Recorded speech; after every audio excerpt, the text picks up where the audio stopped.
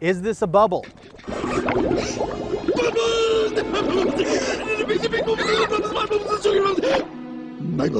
Surely a more than 20% increase in home prices in a year indicates a bubble, right?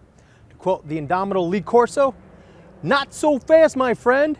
Stay tuned because I'm going to bring you numbers, data, and we are going to unpack those numbers right here so you can interpret it for yourself whether or not we are in a bubble.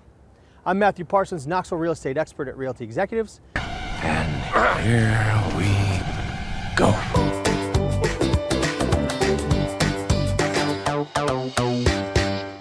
Now, please stick around to the end because I'm going to give you two things. First, I'm going to share with you an interesting thing about the band Whitesnake that I learned while compiling this data. You heard me right? Whitesnake, 1987. Here I go again, David Coverdale, and more importantly to a teenage boy in the 90s, Tawny Katane. Second, at the end, I will do a summary of everything that we're going to be talking about. And there's going to be a lot here. If you're watching this on YouTube, I'll put in chapter markers indicating the different highlights so you can skip forward and backward depending upon the information that you want.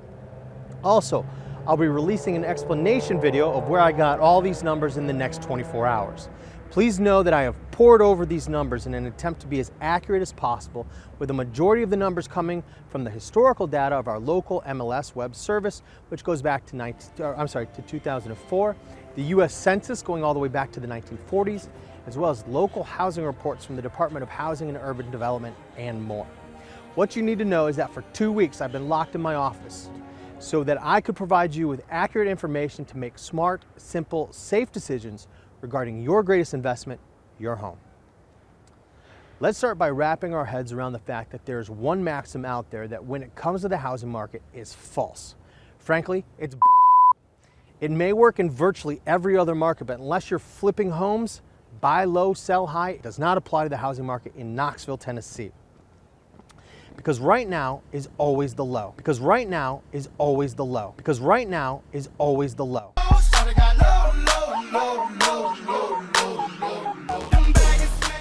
Waiting for a dip or a bubble will have never worked out for you for any extended period of time in Knoxville.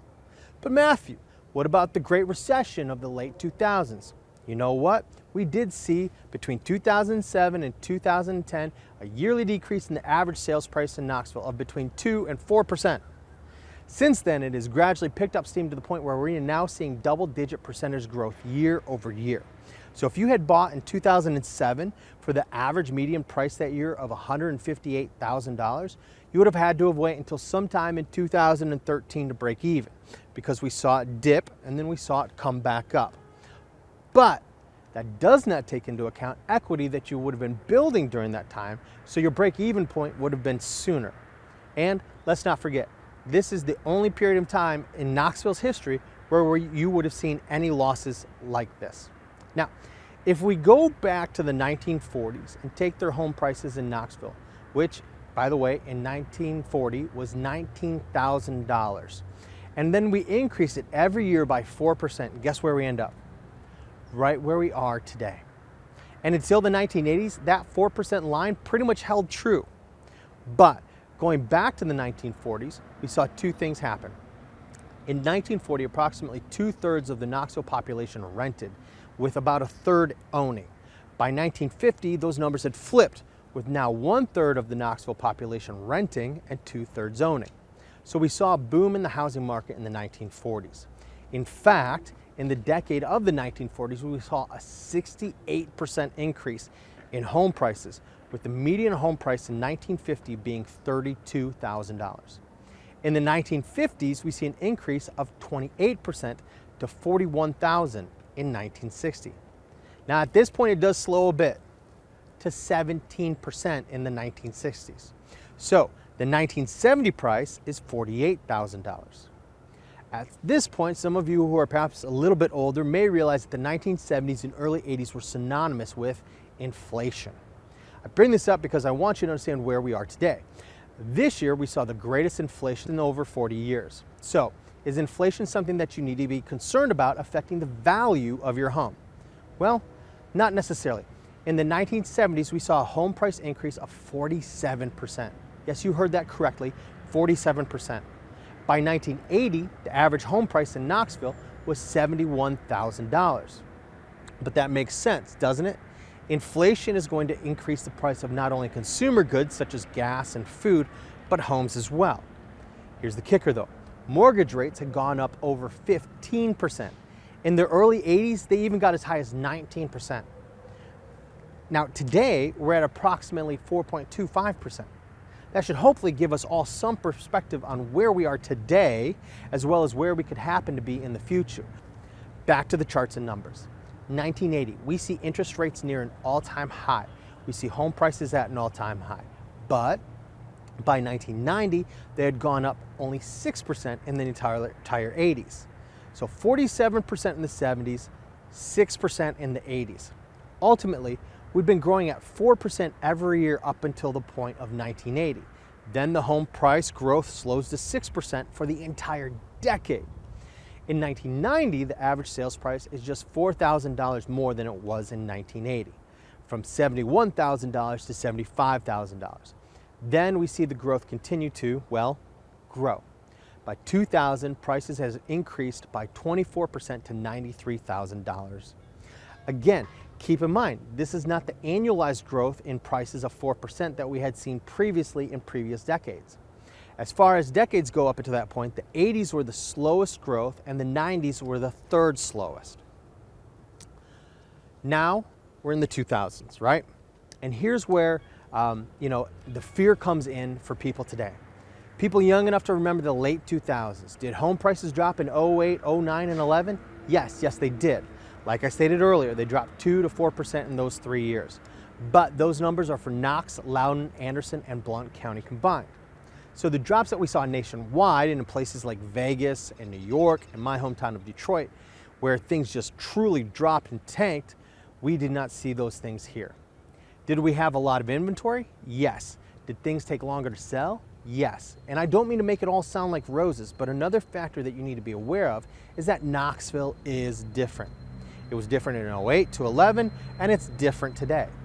This is the destination. This is where people want to come. This is where people don't want to leave. So when the U.S. housing market booms, it booms. When the U.S. housing market busts, Knoxville, not so much.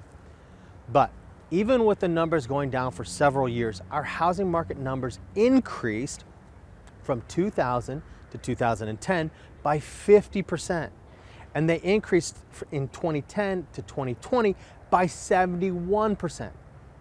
If you didn't overextend yourself in 2008 and could continue to afford your payments and survive the recession, you're in a great place today. In fact, if you had bought in 07 for the median price of $158,000, in 2021, you would have sold for $283,000, an increase of $125,000 or 79%. Homes are not the .com bubble. If you bought Blockbuster stock in 02 for $30 a share and now it's worth a fraction of a penny, that's a bubble. Investing in crypto, that's a buy low, sell high daily roller coaster where in the last year, Bitcoin, the most iconic of cryptocurrencies, has seen prices go from 60,000 down to 29,000 to 69,000, back down to 35,000, and that's all in the last year. Companies and stocks go up and down, but real estate in Knoxville has always gone up over a 7-year period. And I use 7 years just to accommodate for the credit crisis of 08. In fact, this has been the case through wars, recessions, inflation, and pandemics. But there's more to home buying and selling than the actual price, which hopefully at this point you've begun to understand is not as volatile in the drops as it is in the increases in Knoxville, Tennessee. For the average consumer, there are the issues of affordability, monthly mortgage payments because people are financing, and interest rates. So I believe that affordability is the number one thing that home buyers need to take into consideration right now. If you can create a cushion for yourself with your down payment, allowing yourself the ability to ride out a few down years and keep your payments lower, then there is no reason not to buy right now. Besides, I don't know if you heard me mention it earlier or not, but what we saw in 08 was not a housing market crisis. It was a credit crisis. Bad loans being written left and right to people who should not and could not afford the homes that they were in. I'll be candid with you. I was one of those people. When I moved to Knoxville, I did not have a job, and I still got a loan. Nowadays, some clients often have to verify their employment status the day of closing. there have been safeguards that have been put in place. But let's face it, ultimately, you're responsible for yourself. Don't buy a home with a payment that you can't afford with a high debt to income ratio. The lender probably won't let you do it because of '08, and it's because '08 is ultimately fresh in their minds. But if they do, be smart and don't do it. And so, as we look at the credit crisis of '08, one of the other things that we see is adjustable rate mortgages. People could afford X%, but when rates went to Y%, they could no longer afford it. Well, the Fed pushed interest rates to all-time lows for the past 10 years. And so when we see a rate of 5%, we think it's a bad time to buy. But historically, it's still a great time to get locked into a lower fixed interest rate. If rates go up, you're protected, and you're getting more bang for your buck than if you waited for prices to slow or even drop.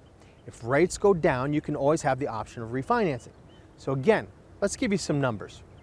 A house in the current market has a median price of $310,000. With 10% down at today's rate of 4.28%, it would cost you $1,378 per month. Now, let's say you wait a year. Prices, let's say they only go up 5%, right? Now keep in mind they went up approximately 20% last year. So that's pretty conservative to say that they're going up 5%. So now you're looking at a purchase price of approximately $325,000. With 10% down and a rate of 5%, you're looking at a monthly payment of $1,573, $200 more a month because you're waiting for the market to change or to slow down. Let's say prices in Knoxville drop 3% this year, okay? That would basically match '08, all right? And the market shows no signs of doing that, but let's imagine for a moment that it did. Okay, but let's also imagine that interest rates are going to go up to 5%, which is a high possibility because the Fed has indicated that they're going to continue to raise interest rates over the next year or two. Now, so what does that look like? In that scenario, you're looking at a payment of $1,449. That's a cheaper home, but at a higher interest rate, meaning you are now paying $50 more a month. Oh yeah, by the way, you're also paying $34,000 more over the life of the loan on the lower priced home that you waited to purchase. So 0.75% can have a radical impact on your monthly payment and total over the life of your loan. Want a lower monthly payment? Buy now. Want to capitalize on the greatest year-over-year increases in market prices since the 1970s? Sell now, because prices will continue to increase, but not probably at the rates that we've seen. And if you want to take advantage of larger buyer pools, do it now while people can still afford your property at these interest rates. Now, there's one last thing that I want to explore here. The fact is, as I spent the last 2 weeks looking at affordability, GDP, inflation, unemployment rates, home prices since the 1940s, mortgage rates, but the last thing that is relevant to our discussion today is inventory. The US population grew 9.7% from 2000 to 2010. And 7.9% from 2010 to 2020. And the greatest population increases were in the adult population, people 18 and over, and in the South. So we now have more adults than ever living in the South, ultimately needing housing. However, in the midst of this growth in the 2000s, we see the number of new homes added drop drastically, creating a shortfall of housing availability. The number of new permitted builds in 2006 in Tennessee was approximately 45,000. In 2008, there were approximately 15,000 new home permits. That's a drop of 30,000 new homes a year. And they hovered there before beginning to increase again and finally moving across that 45,000 mark in 2020. That's 12 years of stunted housing growth in which we saw more adults than ever before in the Knoxville area. Now, I did say earlier that buy low, sell high in real estate was well, one financial maxim that is not when it comes to the housing market is the principle of supply and demand. So for the foreseeable future, as prices have leveled off to where they should be, they will probably continue to rise due to supply and demand. Because in East Tennessee, the demand is high and the supply is lagging behind where it should be due to slows in new construction for the last 12 years. Okay. Time to summarize. Tie this in a neat little bow for you.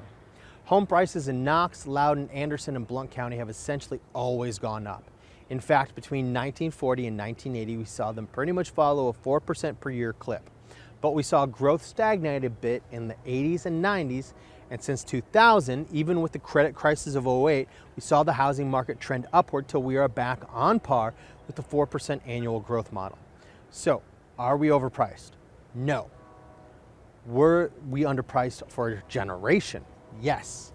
The next factor that plays into much of this increase in price since 2000 has been the increase in the popularity of Knoxville as a great place to live and decline in new construction, which is, in my opinion, not only financially related, but even topographically related.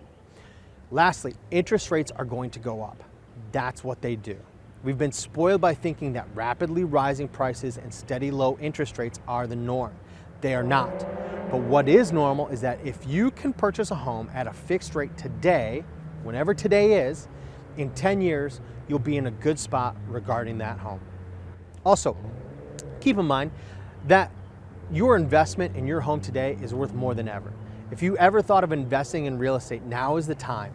Be careful with what I'm about to say because you need to talk to multiple people, all right? Get wise counsel from financial experts and understand fully the risks and rewards of what I'm talking about here.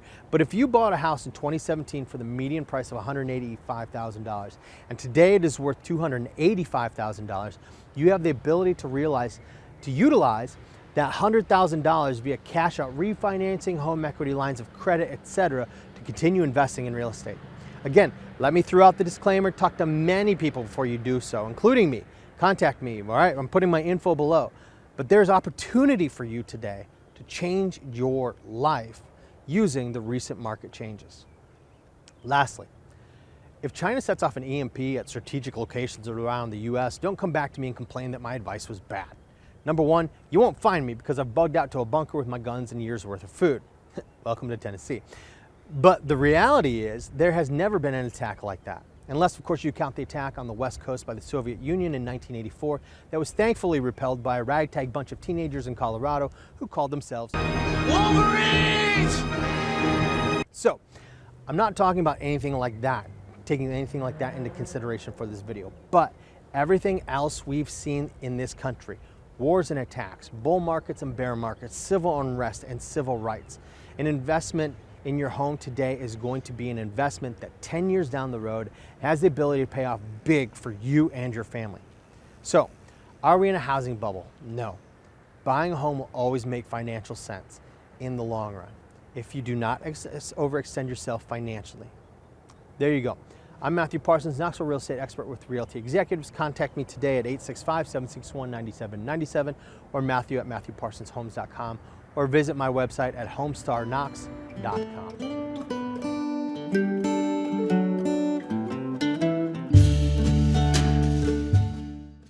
Oh yeah, the Whitesnake thing. I was looking for clips at the very beginning of this video when I say, here we go. Well, an old official music video of Here I Go Again by Whitesnake popped up. But what surprised me was that it was not the Here I Go Again video that most of us know and love with Tawny Katane dancing on some Jaguars.